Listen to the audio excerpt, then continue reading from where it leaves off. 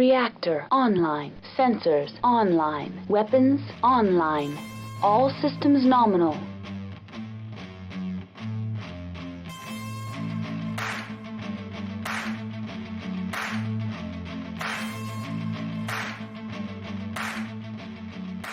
Hello everybody, this is Carrie with Unicorn Company. Today, this is the last of the mid-season or the break episodes.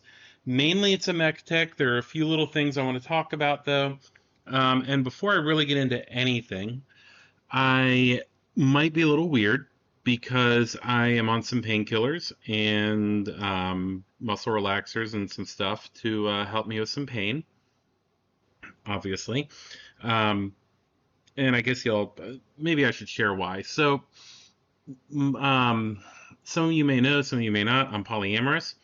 And my girlfriend, who is awesome as hell, by the way, she is moving. And she had some guinea fowl and some ducks who couldn't go with her to her new place. They can't go with her. So I went ahead and offered to have them move in with me. Well, move in is the wrong word, but live on the property that I'm on, since I have tons of room and they can frolic about and do guinea fowl and duck things all they want. And yeah, so I just, I figured I can help with that, and I like animals, and she has these. They're kind of cool. If none of you have ever seen a guinea fowl, and I know I'm way off from Battletech right now, and this is personal life stuff, but guinea fowl are pretty awesome. If any of you are familiar with the Skeksis from the Dark Crystal, they look a lot like them. The Skeksis, which were the main bad guy in the movie, which, anyway, if some of you, I have a feeling a lot of you don't even know what that is. But then again, this is nerddom, and, in nerddom, people probably know what the Dark Crystal is, much like Labyrinth and some other things that almost are like required reading. But, yeah, they look a lot like the Skeksis, and they make the loudest noises, and they're actually pretty cute. And, yeah, so they are at my house now, but when I went to move them, like an idiot, I decided to carry the cage by myself that they were in. And in doing so, I guess you could say I had a foot actuator give out, which caused a leg actuator to give out, which caused the hip actuator to give out. And I took 46 damage to the face, mainly to my left side. So I have the impressive feat of right now having a sprained left shoulder, left elbow, left knee, and left ankle. Like if I'm going to go big on fall, if I'm going to fall, I'm going to go big, and I'm just going to hurt everything on one side. But everything's worked out. The guineas are at my house. Unfortunately, I couldn't really help after I took the fall, but she is almost done moving, and things are awesome, So there's that. And yeah, so I want to go ahead and we're going to talk about a few things.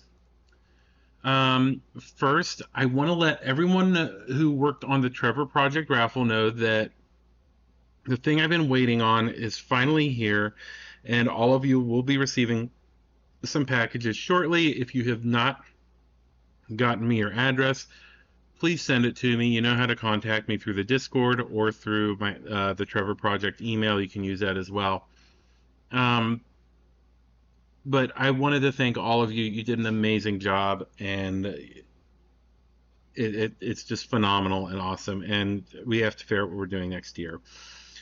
Also, I wanted to thank Sarah. She made all of this possible, and she, incredible partner as well, made everything possible with the patches, and I wasn't going to say that, but yeah.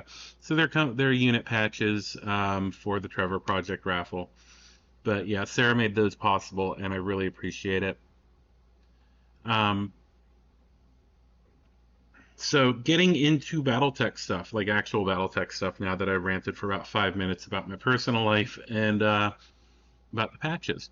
So first, one of my friends over on Discord helped me out with some images of the Alpha Strike buildings and also did a test for me. He was able to take a picture of one of the larger buildings with 4 metal miniatures on it, which is awesome as it does show me how sturdy the buildings are.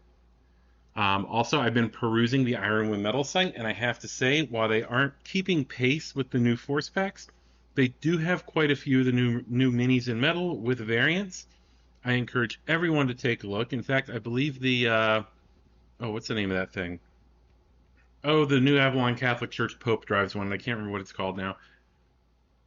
Y'all know what I'm thinking of. I am too loopy right now to remember, and I want to say it starts with Regent. The Regent. I've seen some in the wild, so awesome, right? And last thing I want to mention is that Myth Kitty Minis is releasing the Sigma Squad unit pack. It includes 4 mechs, the Buzzard 3, Night Saber, Blackbird, and Mountain Lion, as well as releasing the Night Saber mech. And now that I have all of... Oh, and you can get those at mythkittyminis.bigcartel.com. And there's going to be some other some other unit packs to follow in the future. So now that I've gotten all that out there, let's talk about what I really intended to talk about today. The last of what could be considered the Jenner family of mechs, the Owens. Aside from the fact that both of these mechs have the names of famous American 20th century runners, what do they have in common? Well, the Owens is based on the Jenner design and looks somewhat like a Jenner. It looks like somebody took a Jenner and ran it through like an old mid-90s graphics card. Or basically tried to make it work in MechWarrior 2. So, let's go into it here. After the success of the DCMS had with its first proof of concept Omni-Mech, the Raptor, which, by the way, seems to be a popular name for experimental mechs, they decided they needed an Omni-Jenner. This mech would use the Omni technology to allow it to quickly swap out its weapons payloads for different missions. One of its main missions, though, regardless of configuration, is a Scout. It is permanently mounted with a C3 Slave, a Beagle Active Probe, and Target Acquisition Gear, or TAG for short. This does make me want to discuss one thing about the Owens and most Omni-Mechs with hard-mounted equipment, but we'll kind of get into that later. So the Owens is a 35-ton machine, has a Vox 280 extra light engine, gives it a top speed of about 130 kilometers an hour. It carries 10 single heat sinks and is protected by 7 tons of armor, giving it good protection for its size, but also showing one of the biggest deficiencies of the Draconis Combine in that era, and it was their lack of double heat sinks. A problem which would plague many of their mechs during the clan invasion, but luckily not all of them. In its primary configuration, the mech adds to its impressive electronics warfare package a single medium laser in its head, 2 small lasers in its center torso, and oddly a pair of LRM-5 launchers, one in each arm, which share a single ton of ammunition. The LRM launchers seem like an odd decision in this case, with the mech in its primary configuration, as you would think they would want it to be something that can close to as short of a range as possible to assist members of the C3 network, though it would probably make a good long-range support unit and a light lance. And the battle value of the primary configuration is 839. Excuse me. The alpha configuration of the Owens, on the other hand, is built for close-range spotting, and in my opinion, would have been a more fitting primary. The mech is armed with a pair of arm-mounted Streak SRM-2 launchers. In its center torso, it has 2 machine guns and a small pulse laser mounted in its head. While the mech is better suited for close combat, the machine guns obviously find limited use against the intended opponent of a machine built in this era, the clans. The battle value of the A is 680. Bravo configuration of the Owens takes it even closer to its Jenner roots. The mech is armed with a single SRM launcher, enhanced with an Artemis 4 fire control system in its right arm, which is kind of weird. You would expect it to be in the torso, but anyway. As secondary weapons, it carries 4 small lasers, 3 in its left arm and 1 in its head. This configuration comes in at a battle value of 752. In its Charlie configuration, the Owens is built for long-term scouting and operations with limited supplies. It's armed with a large laser in its left arm and a pair of medium lasers in the right arm. Its lack of double heat sinks, though, does hurt it if the pilot decides that smashing the controls is the way to go. Otherwise, it's a good configuration in a campaign setting. The battle value of the Charlie configuration is 964. The Owens Delta is, well, it's mainly a spotter again, this time enhanced with a NARC launcher. The mech has a single offensive weapon, an SRM-4 in its right arm, and technically you could give the NARC launcher explosive pods. Otherwise, it's almost an Ost Scout. The Delta configuration comes in at 655 battle value. The Echo setup for this machine came along with the development of the medium-range missile system. Looking for anything that they could slap that onto, it carries an MRM-10 in its right arm and a medium laser and medium pulse laser in its left, which actually makes it a pretty decent mid to short range light mech. The battle value of the Echo is 833. So we're getting into the home stretch here with the Foxtrot configuration. This loadout is all energy and attempts to enhance the design with more electronics, this time a targeting computer. The targeting computer is linked to a center torso-mounted light PPC and an ER small laser in each arm as well. On top of that, in an attempt to dissuade infantry from getting up close and personal, the mech has a single anti-infantry pod in its left leg. This configuration comes in at 933. So next we have the Golf, and with the Golf we are really getting into the specialized weeds here. The mech carries no real weapons except for a T-SEMP system made to attempt to shut down enemy mechs. I wish I had more to say about this one, but I don't. It is, for all intents and purposes, a scout that can possibly disable an enemy mech. Oddly enough, it has one of the highest battle values of all the configurations at 1761. The final configuration is the Romeo. This configuration uses clan technology to enhance its abilities. It mounts an MRM-10 launcher in the right torso and carries 3 clan spec ER medium lasers, 1 in each arm and 1 in the head, to give it a decent punch. This, I believe, is probably the most potent of any of the configurations and clocks in at 1215 battle value. Less than the weird Golf config, which has no guns on it. So in Battletech, this thing is a scout through and through. It just has different abilities attached to that scoutness or scout capability or whatever you want to call it, that role.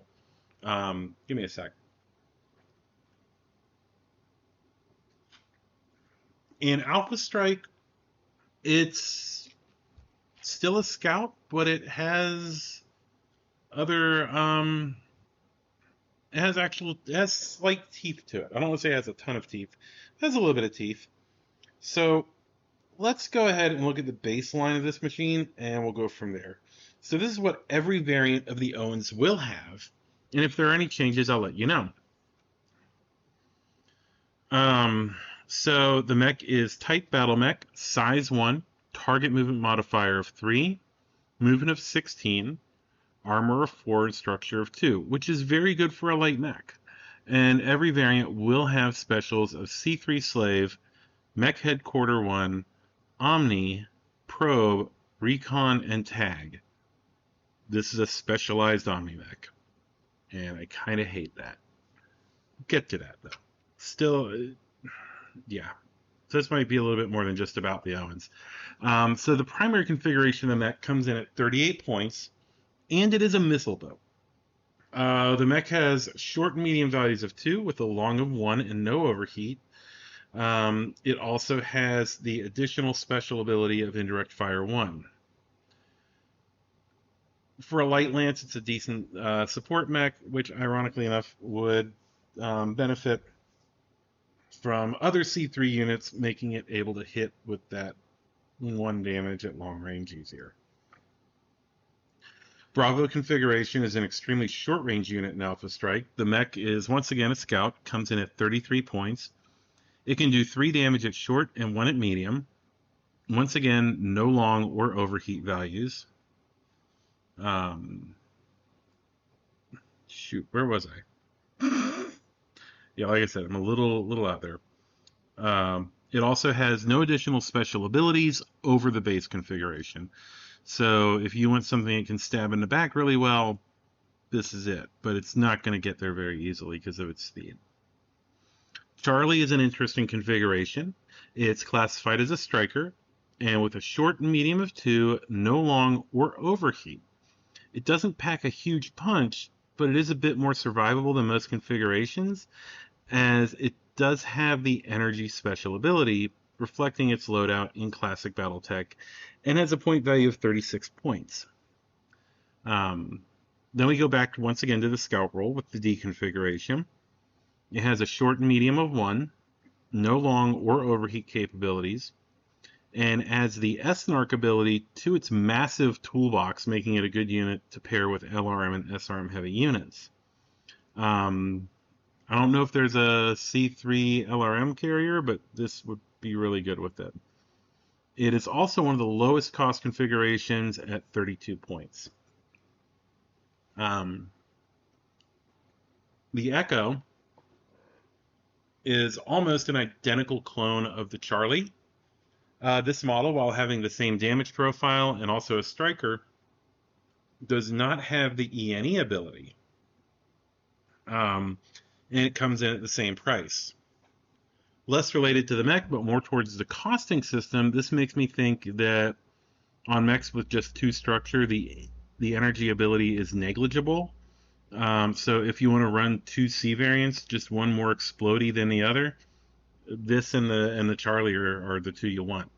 Now in the Foxtrot configuration, the Owens is once again an energy boat, and this time packs a slightly stronger punch than the Charlie config.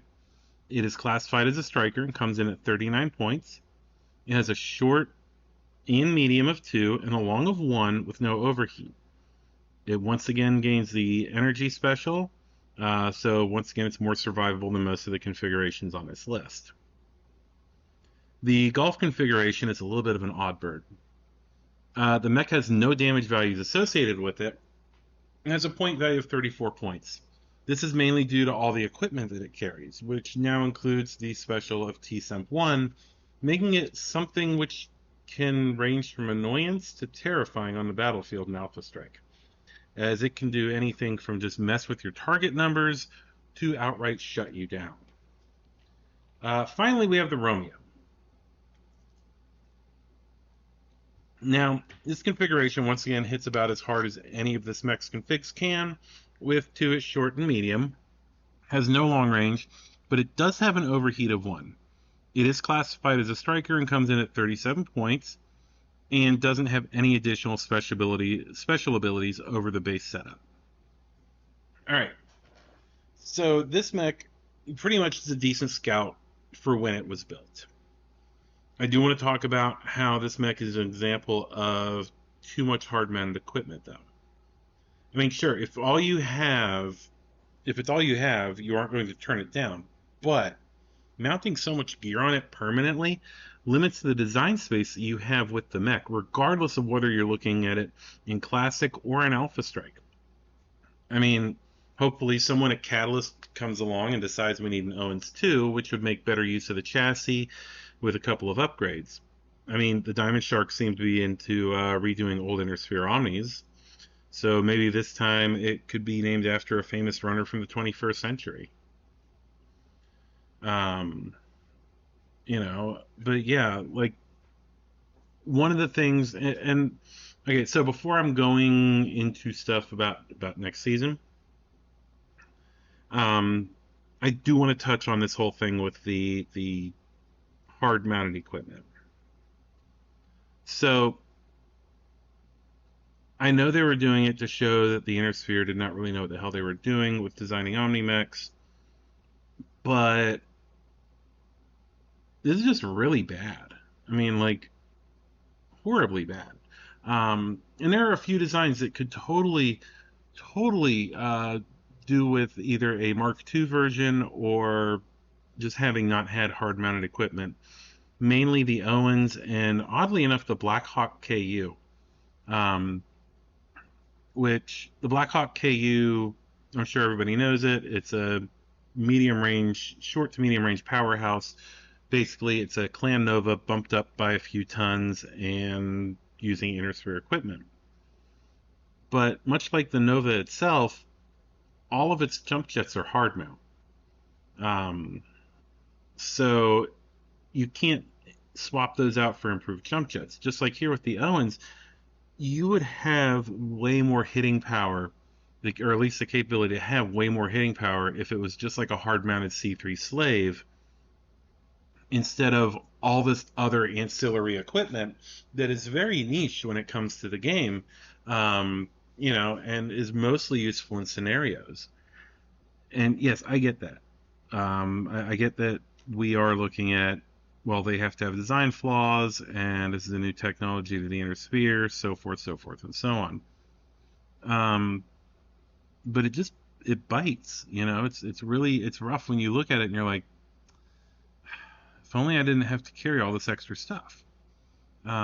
Because they could have made some really awesome, they could have made something that that gave the Jenner 2C a run for its money, and instead they built a thing that gives nothing a run for its money except maybe an Austin Scout.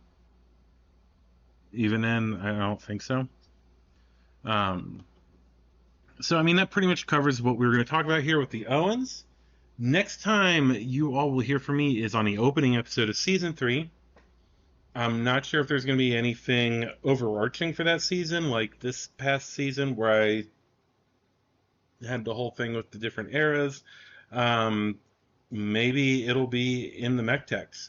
I do know that quite a few of them are going to be arachnid based, because somebody's trying to help me get over my fear of spiders. So I figured, why not talk about spiders and all the different versions of spiders that are in BattleTech. So Season 3, Episode 1, we'll start off talking about the Starleague Defense Forces Special Operations Machine, the Spider. I do thank you all so much for listening. If you would like to support the podcast, please check out our Patreon at patreon.com/Unicorn Company. Or if you'd like to get something more for your support, go to our sponsor, Miffed Kitty Minis, and pick up some of the awesome miniatures that they have for your table. Until next time, this is Carrie, signing off.